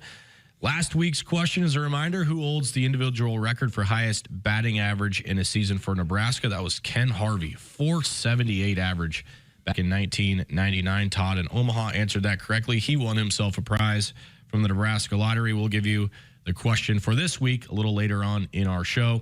Happy to welcome back into the program now Nebraska head coach Will Bolt. Talked a little bit about Friday, Saturday. I think there was a couple of things that we were excited to see. First and foremost, to go through the senior recognition. It's always sombering, but also exciting at the same time. And with this group of seniors in particular, you and I have probably talked 500 times since February, and I think in all but maybe 2 or 3 of those, we've talked about leadership. Mm-hmm. And for this group in particular to look down there and see a lot of those guys with jerseys and frames was kind of like I don't know how to explain it, but the moment to see Dylan Carey out there and Joshua Overbeek out there and players that have meant so much to this team. And I know every group is special. Every group has, that special bond. But the situations for some of these kids to get into this part of the season and to be a senior being recognized again was one that kind of stuck out to me above all the rest.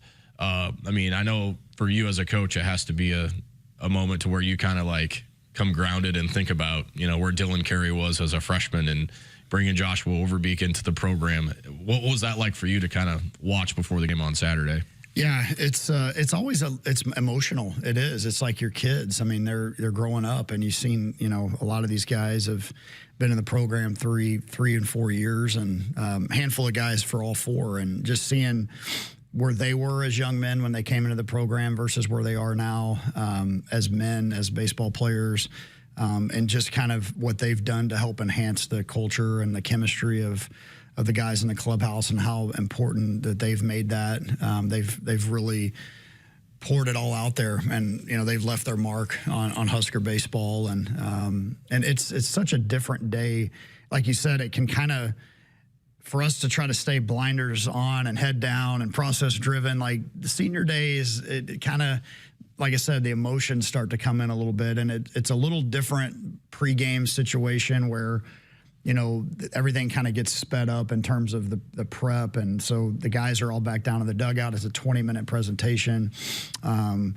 So, that part of it kind of gets it's a little different on senior day. But I think the last 2 senior days before this one, we had a walk-off homer last year with Case Anderson on senior day, I believe. Mm-hmm. And then the year before was Krev's home run to center field against Indiana on senior day. So I told the guys before the game, I was like, hey, walk-offs are cool and all, but let's try to run away from this one. Of course, we can get into unpack that here in a little bit, but no, it was a special moment. They can share, and obviously getting their jerseys framed, and the super seniors, those are pretty cool canvases that they got.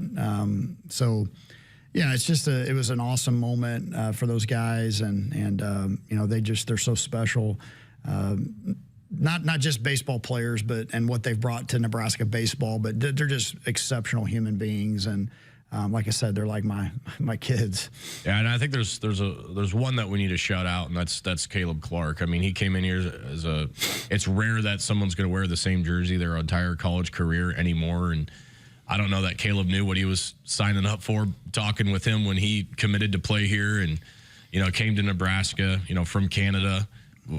There's certain requirements that Caleb has being an international student with where he has to be and when in terms of what classes he takes. And then, of course, the adversity he's faced this year with his father. It's great to see his mom here in Lincoln this weekend. And, to have that support this year has to be something that Caleb has grown up a ton, just as a man, pitching aside. To have that moment with Caleb, what was that like for you? Yeah, he's a special young man, just mature but beyond his years, honestly. When he first came here, I remember there was some draft chatter, out of high school for him, and pitched for the junior national team up in Canada. And, when he said, Coach, all I care about is coming to Nebraska and helping us go to Omaha, and I remember that text he sent me 5 years ago now, 4 years ago now, and thinking, man, this guy's got a pretty good head on his shoulders, and faced some ups and downs throughout his career on the field. And like you said, Dave's going through a battle right now that we're all behind, and behind him, and Caleb's gone back and forth a couple times, this year to go see his dad. So again, it's just those are special moments where these guys get recognized, and Caleb has been an absolutely one of those leaders. When we're talking about leading from the front, and a group of guys that really care about the program. He's taken that full head of steam, and he's been a great leader for us. And there's a reason why he's got the ball more than anybody else on the staff this year too. It was really cool to see that moment, and again, emotions have to flip quickly because you got a game to play right after that. And I think we're all anxious to see how Ty was going to respond, getting back in the rotation. And I mean, I think the biggest thing for us was his command since getting into the pen. I don't know what the numbers were, 19 strikeouts to 0 walks or something like that. How is that going to carry over to the start? And the answer was pretty good. Looked like vintage Ty Horn on Saturday with the compete. What'd you see out of him against Iowa? Yeah, 70% strikes, I think it was. So he's the strike pumper of the week by far and away. So what we've seen out of the pen, I mean, it was exactly the same, only he just took the ball and threw the first pitch of the game, you know. And, there were a couple of fastballs early in the outing where it's like, well, that doesn't look like it has looked out of the pen. But then he just got right back on it and held the velo, was still throwing mid-90s, still had that real good carry on the fastball. The changeup made a reemergence. It's kind of been gone for a little bit, and that can be his best pitch and a great weapon at times. And so it looked like he was just throwing it and trusting it rather than trying to really make it move. He was just selling the arm speed, and that's the biggest thing that, you know, we try to impress upon these guys is like, yeah, it's great if the pitch moves a lot, but if you sell the changeup with your arm speed, it messes with the hitter's eyes. So especially when you're throwing mid-90s. So he was outstanding. I mean, they just didn't take many good swings at all. A couple solo home runs, and that was about it. And, you know, he was kind of in that fringe range, 90 pitches. It wasn't necessarily about the pitch count as much as it was like, all right, this guy hadn't started a game in a month. He's been up and down 6 times. Like, all right, he's done his job. And obviously things got a little hairy. The 7-0 lead turned into a deficit. But again, the resilience of the guys, I mean, they refused to go down. Well, and you knew Iowa that's not something they were used to either, is being held down by a staff. That they came in hitting a higher average than us, which I think it's the first time a team's had that against Nebraska this year with the way our offense has performed. A bunch of really good hitters, annoying hitters to pitch to, and guys that just make contact and are tough to strike out. So you knew they were going to put swings on balls at some point this weekend. I don't think we expected necessarily, I don't know what it was, 9 runs in 2 innings. But they started smelling blood in the water and coming after it. But no panic in the dugout. I can't remember who I was chatting to before Sunday's game, and I guess you had brought him up in between between the 8th inning, the middle of the 8th, and said, guys, we've been here before, and they certainly have, and they answered the bell. Maybe in the more adverse of situations, as great of a crowd as we had, it was dead silent in that yard until the top of the order got moving there in the bottom of the 8th. Yeah, it was. That was exactly it. It was, we've been here before. No panic, no fear. I mean, those are hallmarks of champions. Is no panic, no fear. You just stay. All right, let's move on. We can't dwell on what just happened, and we can't go try to force it. Let's just go run off in a plan and an approach. And I think Moyer started the inning, just taking his knock. Larry Fikes, I mean, we've gone 20 minutes and they even brought his name up this weekend, and number of great swings that he took all weekend long. And I think once we got the leadoff hit, and then Larry got down to 2 strikes and then just put that awesome swing on that ball to left center, I think everybody in the dugout thought, all right, we're winning this game.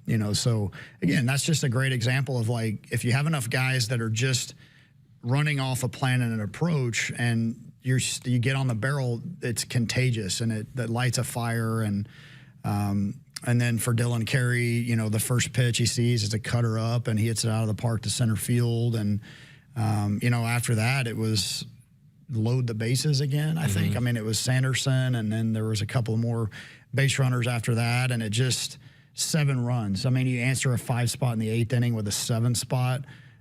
Absolutely unbelievable job by those guys in the batter's box. I think he had 5 straight reach with 2 outs, if memory serves. After Overbeek was out too, I think he had 5 straight reach with 2 outs in the inning. And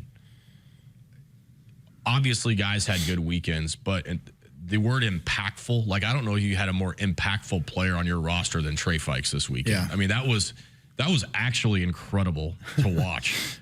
Started it with a yank double down the line. I think that double was maybe even with 2 strikes. It was. Then he hit the two-run homer which was crushed. Right. And then he backed it up again, with more good at-bats on 2 singles in the same inning, and one of them was just the backbreaker. Yeah.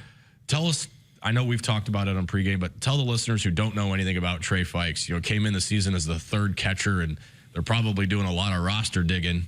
He went from an unknown to the most sought-after autograph in about a 48-hour window. Yeah, so going back to, he's a junior college guy, and, recruited him first and foremost for his ability to catch and throw. And we say catch and throw. Obviously, the throw part of it's pretty self-explanatory, but the guys that can catch and throw are great receivers, and make everything look good. And then obviously the throw part, you can see him throw from his knees, and he moves athletically back behind the plate. So we recruited him to come be an impactful defense-first catcher who had the ability to hit for average. Because he had done that in his career as well.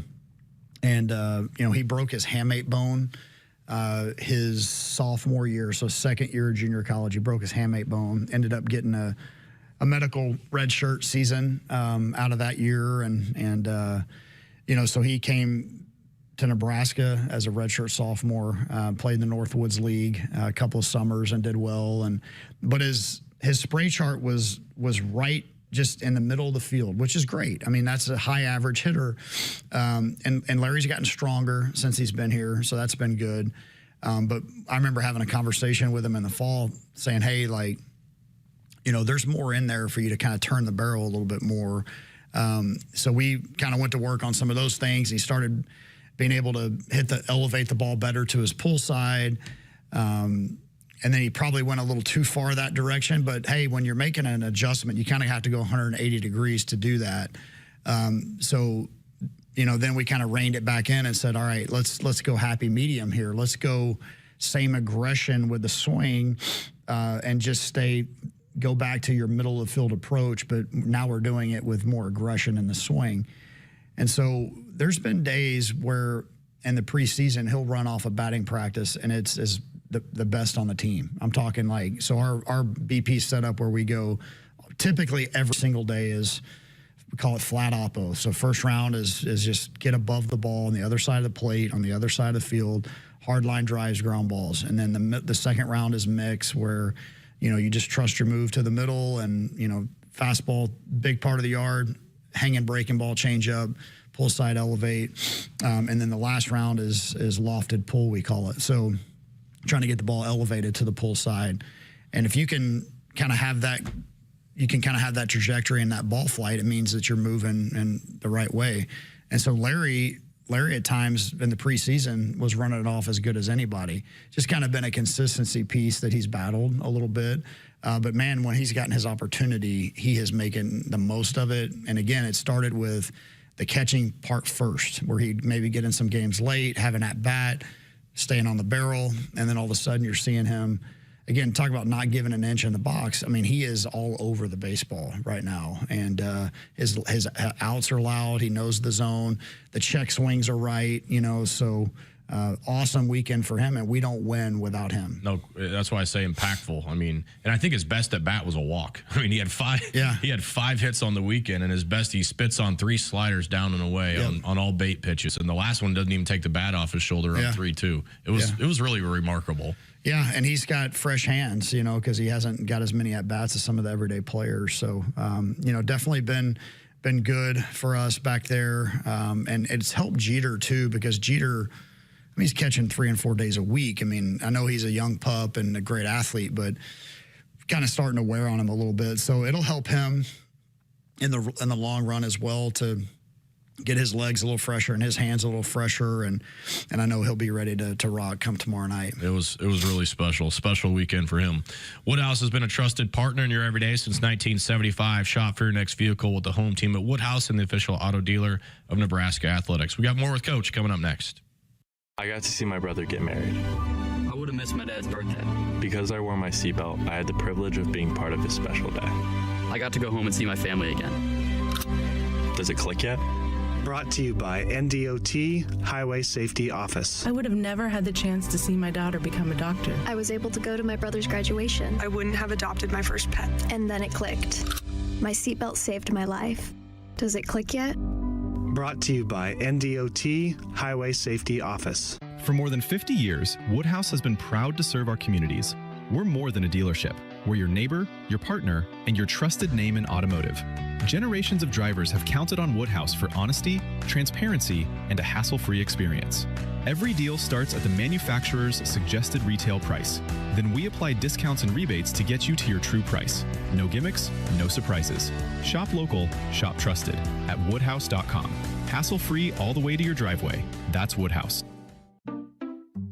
We just want to have enough money for retirement. And travel to visit our grandchildren. I understand. That's why at Fisher Investments, we start by getting to know each other, so I can learn about your family, lifestyle, goals and needs, allowing us to tailor your portfolio. What about commission-based products? We don't sell those. We're a fiduciary, obligated to act in your best interest. So how do your management fees work?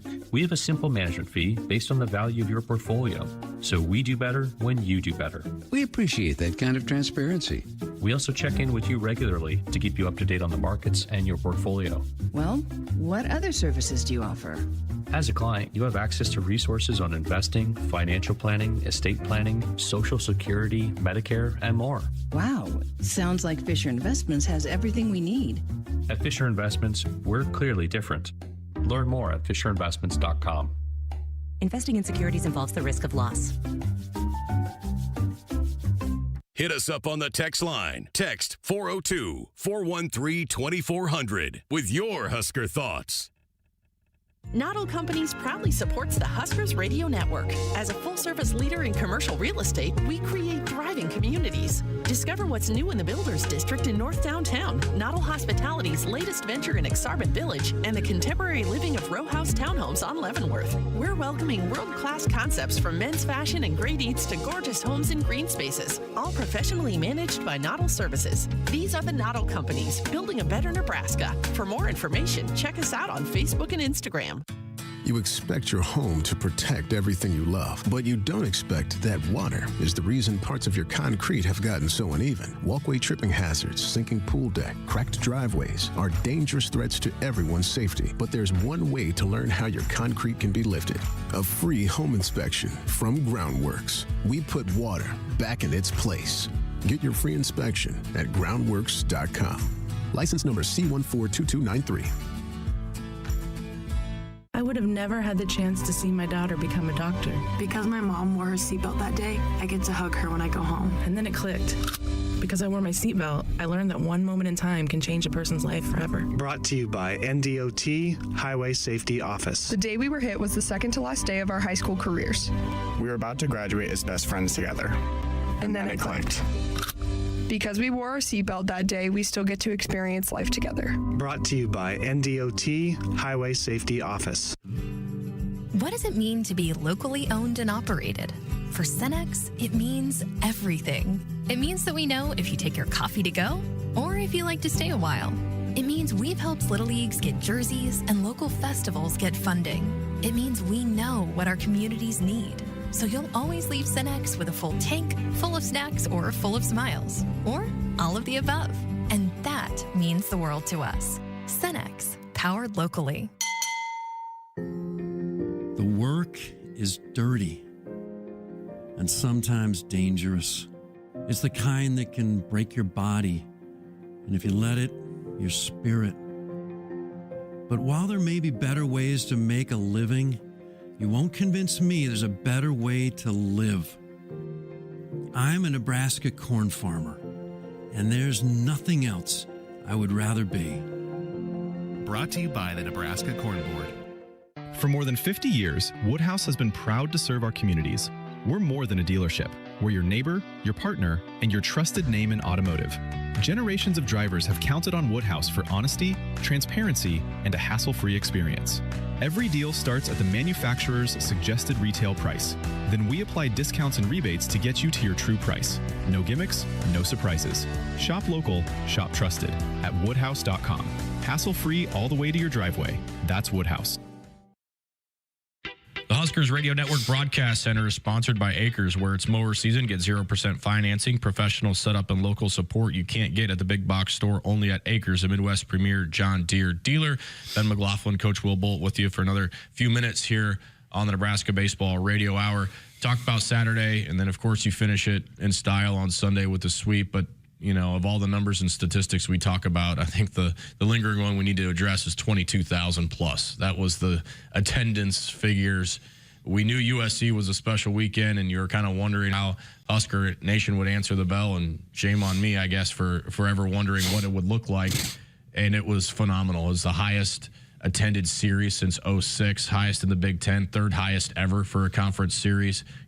I said that multiple times on there. You just don't take games like this for granted. It was pretty special. It was awesome. And, you know, the weather, like we talked about last segment, it makes all the difference in the world. I mean, you get to go sit in a seat and be comfortable. And, you know, the atmosphere, it wasn't just a lot of people there. I mean, it got rocking. And again, we have to provide those moments, you know, by how we play. But again, we end up going 23-1 at home, or 22-1. I can't remember. Is it 23-1? So 23 of 24, and 15-0 in league play.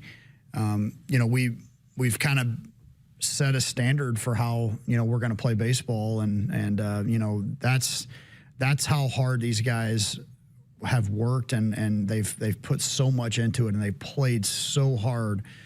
So they can get rewarded by people wanting to come out and, you know, get the ticket to come to the game and want to come see this game, you know, this team play in person. Again, it's a huge difference maker, you know, to have that type of support, and our guys really feed off of it. And you know, there's just so many big moments in the game that swing in our direction because we have, you know, so many people there making a difference for us. Yeah, and I think maybe the loudest eruption of the weekend, and rightfully so, was for Colin Novacek yesterday. Second and third, nobody out, punch out 3 in a row, and so cool for him to have that moment, all the motion of basically a whole season pouring out of every part of his body, and the crowd was electric after that last strikeout. Yeah, what a moment there.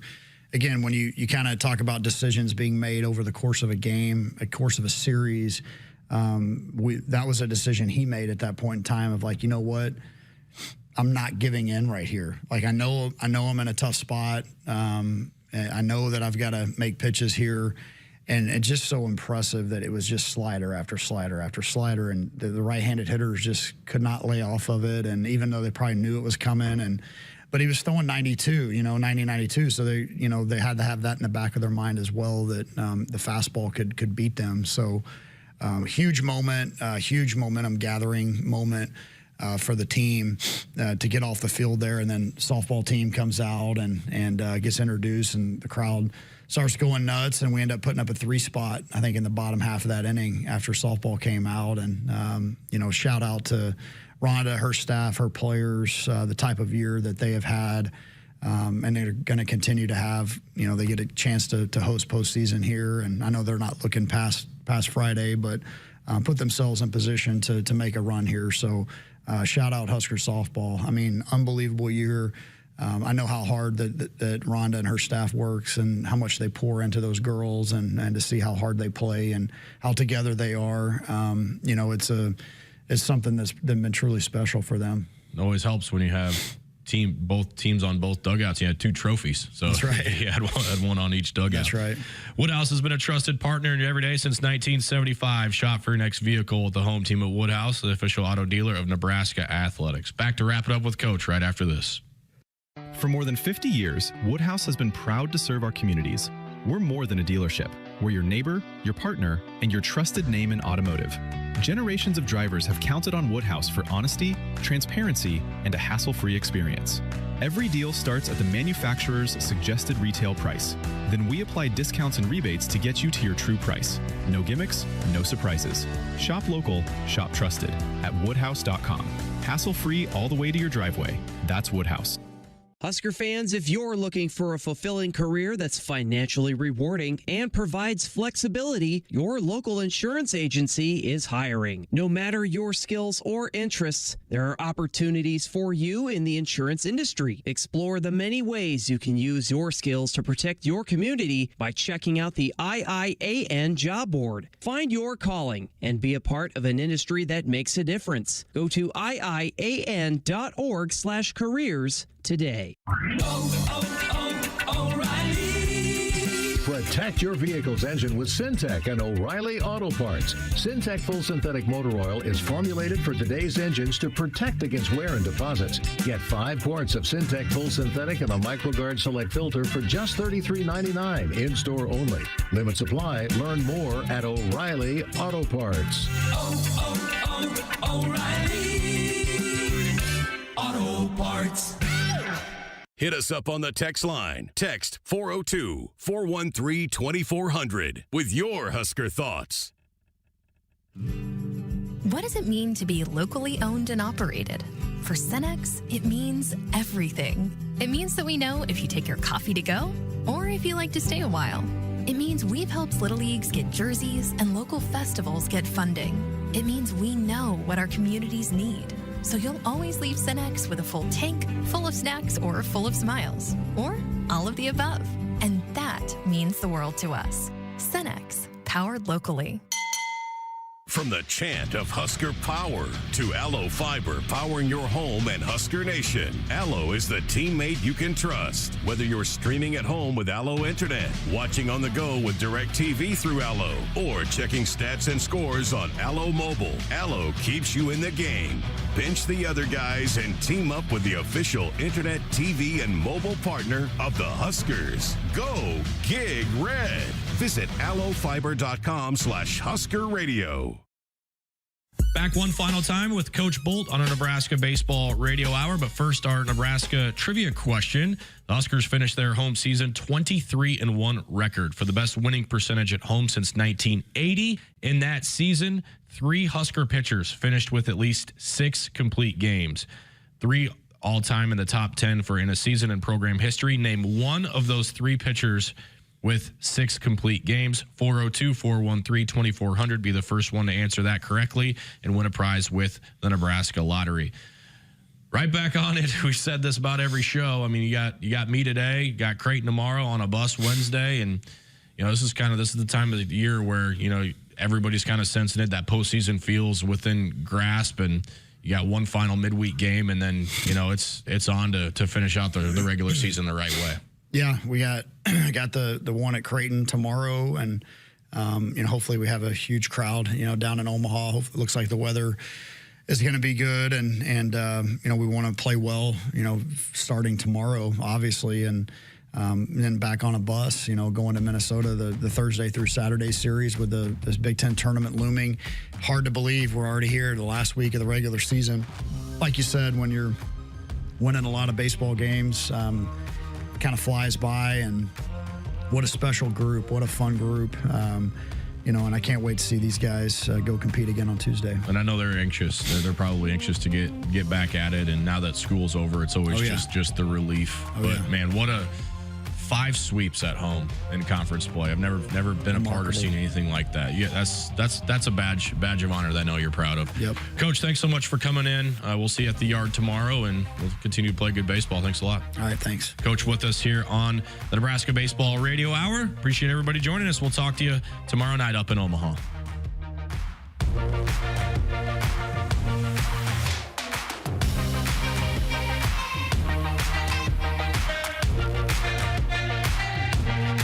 Hit us up on the text line. Text 402-413-2400 with your Husker thoughts.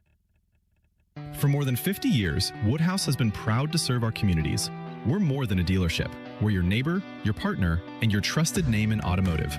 Generations of drivers have counted on Woodhouse for honesty, transparency, and a hassle-free experience. Every deal starts at the manufacturer's suggested retail price. Then we apply discounts and rebates to get you to your true price. No gimmicks, no surprises.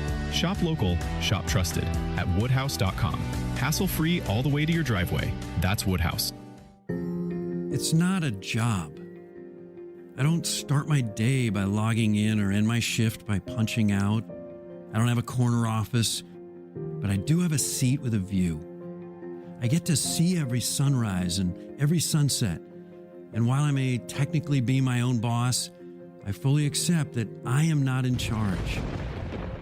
I'm a Nebraska corn farmer, and there's nothing else I would rather be. Brought to you by the Nebraska Corn Board.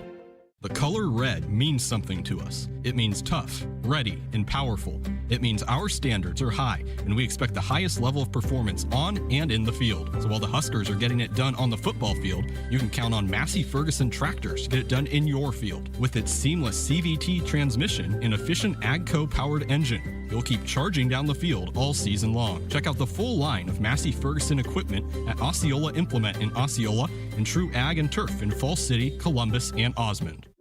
We're here for those who build America. Those who believe that giving everything we've got today will pay off tomorrow. Who will drive America forward for 250 years to come. If that's who you are, you value what we value, and you should pay what we pay.